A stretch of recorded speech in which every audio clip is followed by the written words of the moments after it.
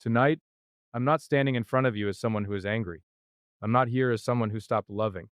I'm here as someone who loved deeply, quietly, completely.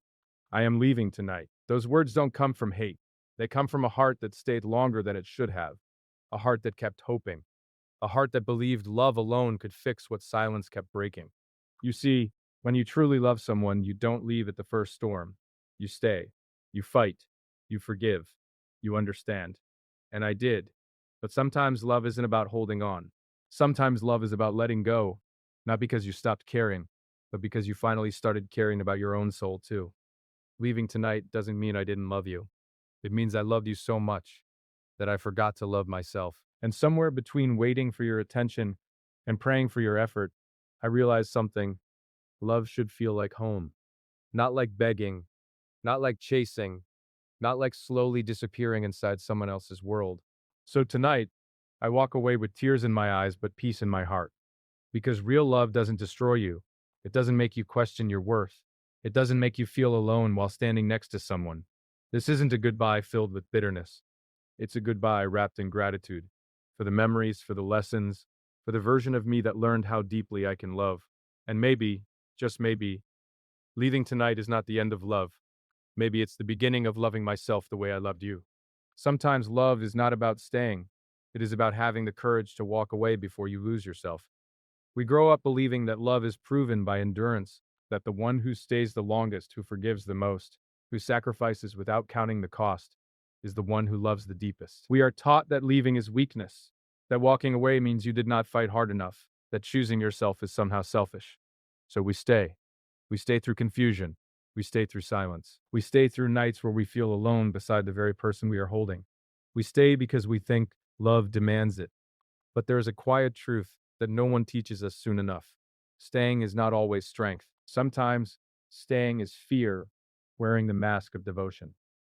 There is a difference between loyalty and self abandonment. Loyalty stands beside someone while they grow, while they try, while they meet you halfway.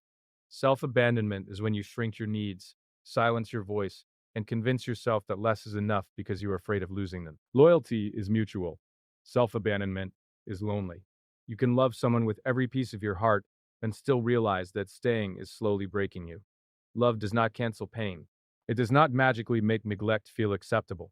It does not turn emotional distance into something romantic. When you begin to feel invisible in a relationship, when your words start echoing back at you without warmth, when you are constantly adjusting yourself to avoid conflict, something inside you begins to fade. At first, it is subtle. You laugh a little less, you share a little less, you ask for reassurance, and then apologize for asking. You tell yourself they are just stressed, just tired, just distracted. You defend them in conversations with friends. You carry their weight and your own. You convince yourself that this is what commitment looks like.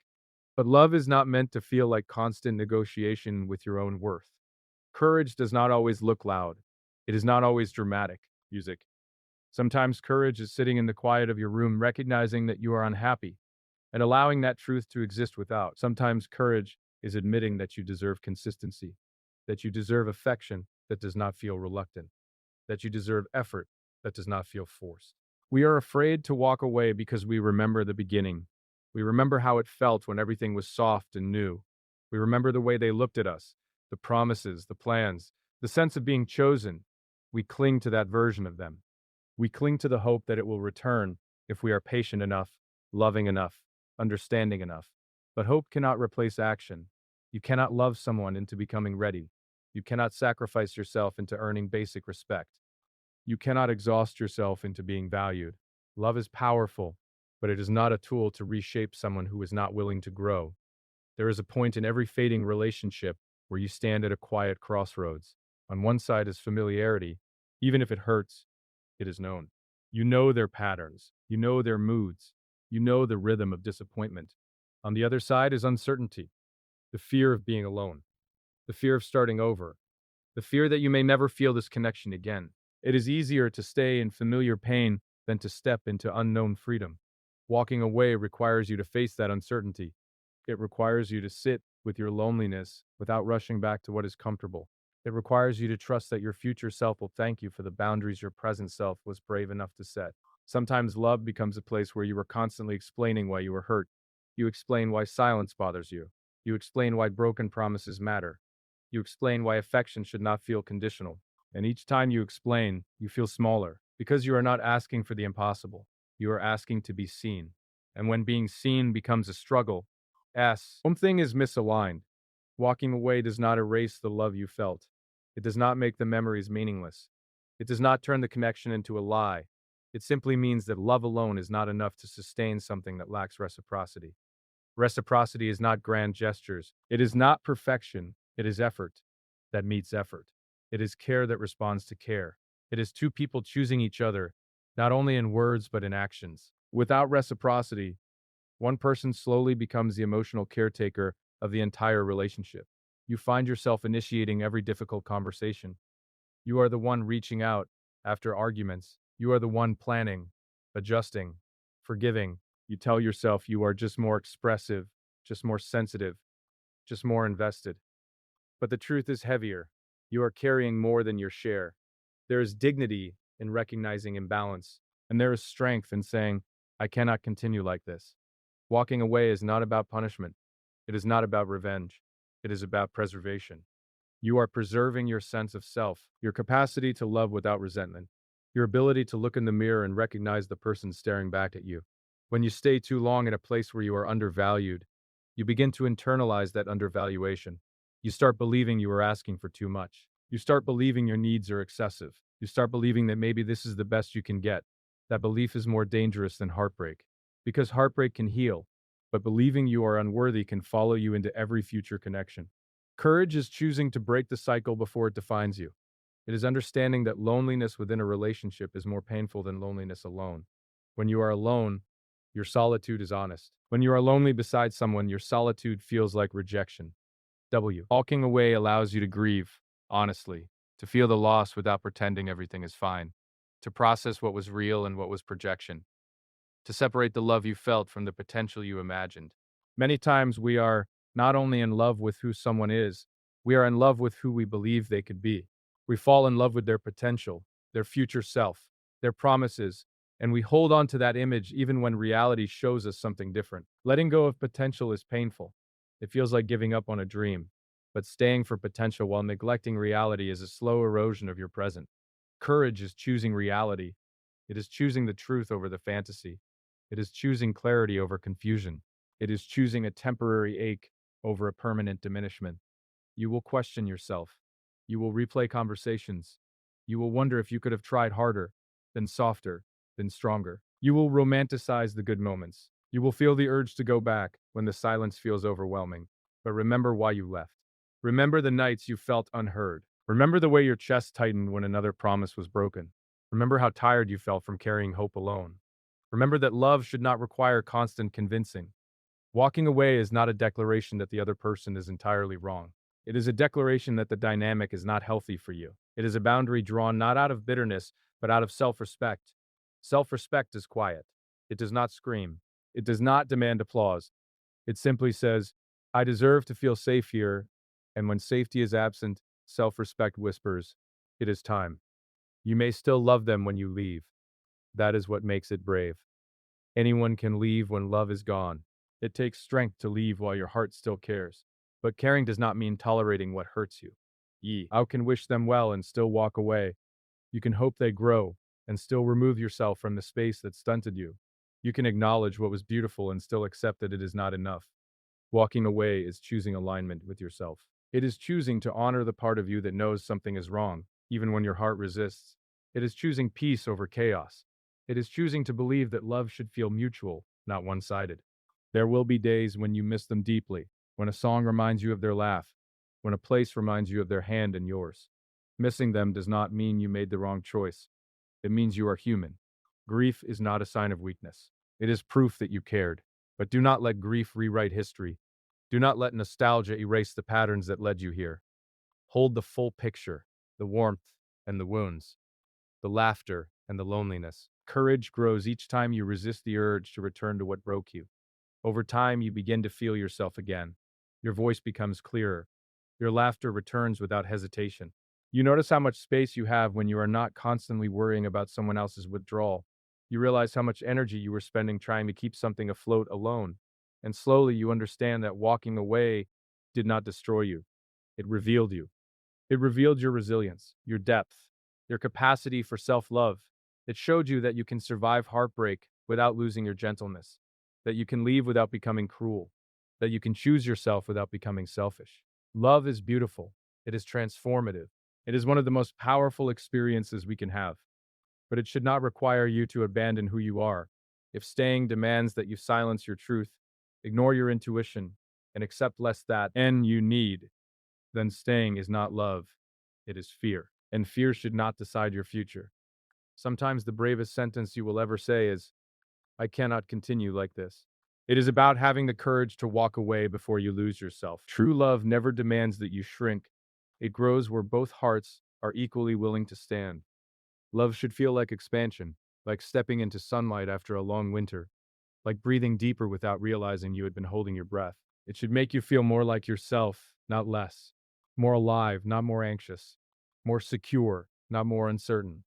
When love is real, you do not feel the need to edit your personality to keep it. You do not measure your words carefully out of fear that honesty will create distance.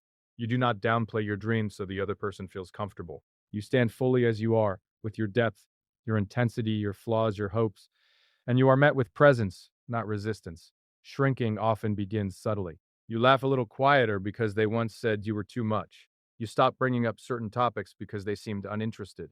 You lower your expectations because asking for more made you feel guilty. You start telling yourself that compromise means silence, but compromise should never mean erasing parts of yourself. True love does not punish authenticity. It does not require you to abandon your emotional needs to maintain peace. It does not make you feel like you must earn affection by being less demanding, less expressive, less sensitive. Sensitivity is not weakness. Depth is not drama. Wanting reassurance is not insecurity when it comes from a place of wanting connection. A healthy love understands that two people will have different emotional languages, but it does not weaponize those differences. It works to understand them. When two hearts are equally willing to stand, there is effort on both sides. Conversations are not battles to win, but bridges to build. Apologies are not forced, but offered with humility. Affection is not withheld as a form of control, but given freely. Equality in love is not about perfection. It is about willingness. Willingness to listen, willingness to adjust, willingness to grow. Growth is a sign of safety. When you feel safe, you evolve naturally. You pursue your goals without fearing that success will intimidate your partner. You share your insecurities without fearing they will be used against you. You make mistakes without fearing abandonment at every misstep. True love says, stand beside me, not beneath me. There is something profoundly intimate about being able to show your whole self to someone and not feeling the need to apologize for it. To cry without being called dramatic. To dream without being told you are unrealistic. To express frustration without being labeled difficult. When love is mutual, you do not feel like you are constantly chasing reassurance. You feel chosen consistently, not just in the beginning, not just in moments of passion, but in the quiet, ordinary days. Consistency is underrated. It is not flashy, it does not create dramatic stories, but it builds trust, it builds security, it builds a foundation where both people can stand without fear of the ground collapsing beneath them.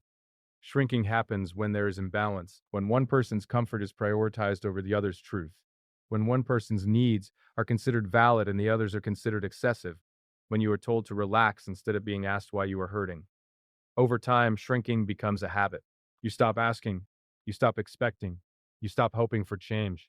You convince yourself that love always requires sacrifice, and you ignore the difference between healthy compromise and self erasure. Self erasure feels like exhaustion, like carrying a weight that no one else acknowledges, like smiling through discomfort because you do not want to seem ungrateful. But gratitude should not silence pain. You can appreciate the good in someone and still admit that something is missing.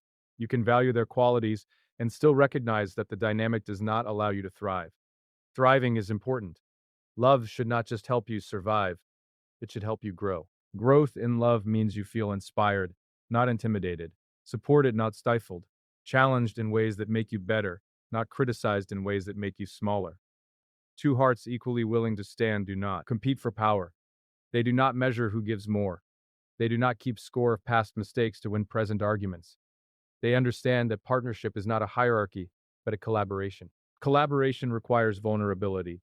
It requires admitting fears instead of hiding them behind pride.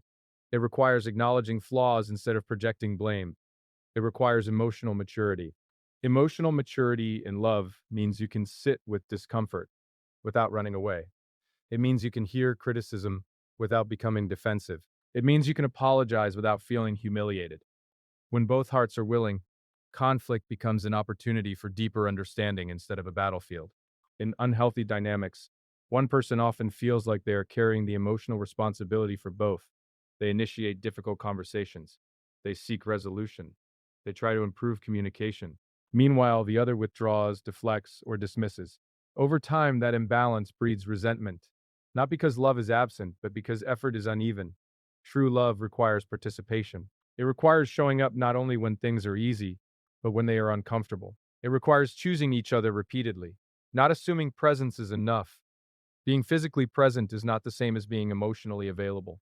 Emotional availability means you are attentive, responsive, engaged. When you are with someone emotionally available, you do not feel like you are speaking into a void. You feel heard. You feel considered. You feel valued. Value is demonstrated in small ways. In remembering what matters to you, in checking in after a hard day, in noticing changes in your mood, in offering reassurance without being asked repeatedly. Shrinking often happens when these small gestures are absent. You begin to believe your needs are inconvenient. You begin to silence yourself to avoid disappointment. But love is not meant to be a place where you rehearse disappointment. It is meant to be a place where you can rest. Rest does not mean absence of challenges. It means absence of constant fear, fear of abandonment, fear of rejection, fear of being too much. When you do not have to fear being too much, you stop being less. And when you stop being less, you begin to flourish. Flourishing in love looks like shared laughter without underlying tension. It looks like mutual respect during disagreements. It looks like encouragement during setbacks. It looks like affection that feels natural, not obligatory. Mutual willingness also means recognizing when something is wrong and taking responsibility together. It means saying, how can we fix this? Instead of, why are you like this? It means understanding that both people contribute to the health of the relationship. Both people influence its direction. Both people must invest. Investment is not only time, it is attention, intention, care. Care cannot be one sided. When one person is constantly adjusting while the other remains unchanged, imbalance deepens. The adjusting person becomes smaller. The unchanged person becomes comfortable. True love disrupts complacency. It challenges both individuals to become better, not for fear of losing each other, but out of desire to nurture what they share. Desire to nurture is powerful. It transforms love from a feeling into a practice. Love as a practice means choosing kindness even during frustration, choosing patience during misunderstandings, choosing honesty even when it is difficult. But practice must be mutual. Otherwise, one person becomes the caretaker of the relationship while the other benefits without effort. You deserve a love where your growth is celebrated, not resented, where your independence is admired, not threatened, where your boundaries are respected, not mocked. Boundaries are not walls, they are guidelines for respect. When someone truly loves you, they do not see your boundaries as obstacles, they see them as ways to understand you better. Understanding requires curiosity. Curiosity requires care. If someone is unwilling to be curious about your inner world, your fears, your dreams, your values, then they are not fully standing with you. Standing together means facing life as a team. It means decisions are discussed, not dictated. It means sacrifices are shared, not expected from only one side. Shared sacrifice feels different from forced sacrifice. Shared sacrifice is chosen together. It feels purposeful. Forced sacrifice feels lonely. Loneliness inside love is one of the heaviest feelings. Because you are not alone, yet you feel unseen. True love eliminates that loneliness by creating connection that is intentional. Intentional connection is built through communication, through listening without interrupting, through validating emotions even if you do not fully understand them, through expressing appreciation regularly. Appreciation sustains love. It reminds both hearts that their efforts are noticed. When appreciation is absent, effort diminishes. When effort diminishes, connection weakens. Connection thrives when both people are equally willing to stand in vulnerability. Vulnerability is not weakness, it is strength. It is saying, this is who I am, unguarded. When two people can be unguarded together, love becomes a safe space. Safety is essential. Without it, love becomes performance. You perform calmness. You perform satisfaction. But inside you are unsettled. In a healthy love, you do not perform. You exist. Existing fully means your emotions are valid. Your concerns are heard. Your desires are respected. True love never demands that you shrink. It invites you to expand. It invites you to explore your potential with confidence. It supports your individuality.